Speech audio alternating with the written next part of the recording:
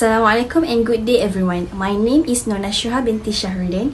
My metric number is D20T01092551. Today, I am going to present to you my topic, which is estimation, continued from previous chapter. In this topic, you will learn two subtopics. The first one is interval estimate using distributions, and second is determining sample size in estimation. Okay, let me start with the first subtopic, interval estimate using distributions. The t distribution and the standard normal distribution are shown in graphically. This is one of the characteristics of the t distribution based on the assumption that the population of interest is normal or nearly normal. The t distribution is more spread out and flatter at the center than the standard normal distribution. As the sample size increases, however, the t distribution approaches the standard normal distribution. This is the values of Z for the 95% level of confidence. If the population standard deviation is known or the sample is greater than 30, we use Z distribution. Next is the values of T for the 95% level of confidence. We will use t distribution if the population standard deviation is unknown and the sample is less than 30. Let's look at the example. A tire manufacturer wishes to investigate the tread life of its tires. A sample of 10 tires driven 50,000 miles reveal a sample mean of 0.32 inch of tread remaining with a standard deviation of 0.09 inch. Construct a 95% confidence interval for the population mean.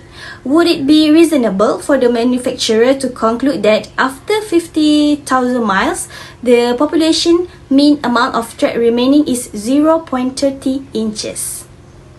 Okay, let's solve it. Given in the problem, n equals to 10, x bar equals to 0.32, and s equals to 0.09. We will be using the t distribution formula.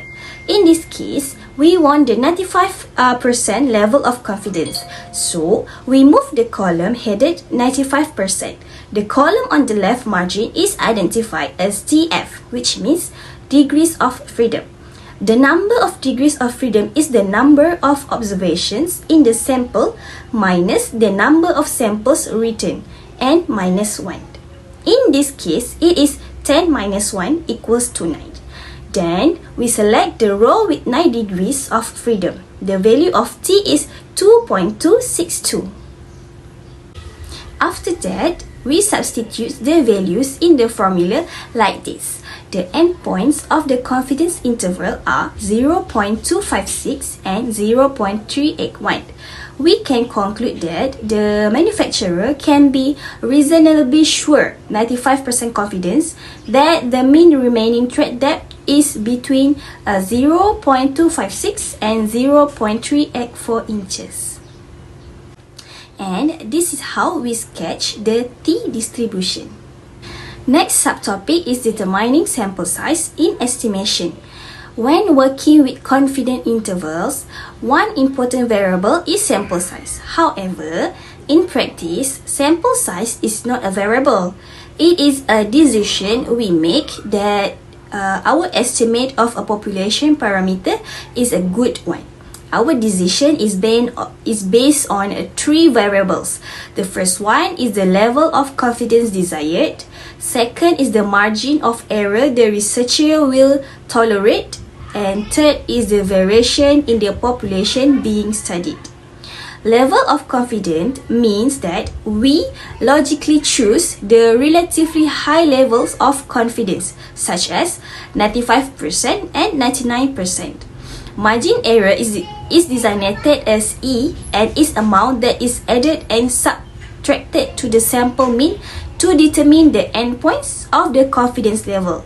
And lastly, population standard deviation means if the population is widely dispersed and large sample is required. If the population is widely concentrated, the required sample size will be smaller.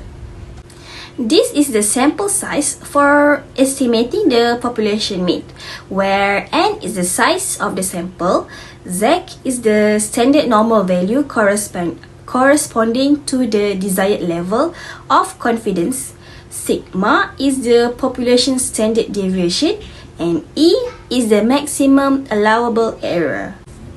That's all for today. Hope you will learn something. Thank you.